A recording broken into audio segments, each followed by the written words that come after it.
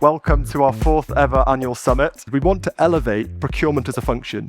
The reality is it's often been associated with enforcement or bureaucracy. We want to elevate it and make it known as a thing that helps the business grow faster and more efficiently. We're moving from system of records to system of actions. I believe it only really works if you don't try to put AI on top of your existing processes, but you use it to rethink the entire process. And then AI native to me is really thinking about your workflow from the ground up, because now the art of possible is there with AI. So I'm excited to see people get more creative and see what sticks at the end of the journey. We are always bogged down in transactional type work. I think there's a massive opportunity for us to take that off our team's plate. Talking about elevating as a function, we started to report to our chief accounting officer, and his challenge to me was, what do we do? This is just a mess. We just had to break it. So how you reshape the whole process, you need the right tool. Building a procurement system, as an example, would not really give me the same ROI as being able to deploy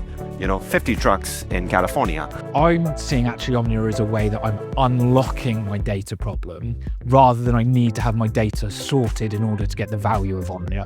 What AI is enabling me to do is have the entire company do great procurement, and it's helping them do things that they couldn't do in the past. Because at Omnea, we are building an agentic operating system for procurement and supply management. So when I see Omnea, I see the opportunity to get ahead of a deal and get embedded with the business from a sourcing perspective. So it's becoming kind of like this living animal, so to say, and people are giving feedback, they're asking for features, so it's actually quite fun to implement. People just are enjoying more their day-to-day work, I would say. And it shows where you can pull the workflows yourself, and you just started moving them around, and then it changed the ETA and showed all the places, and I was like, we're done, this is it.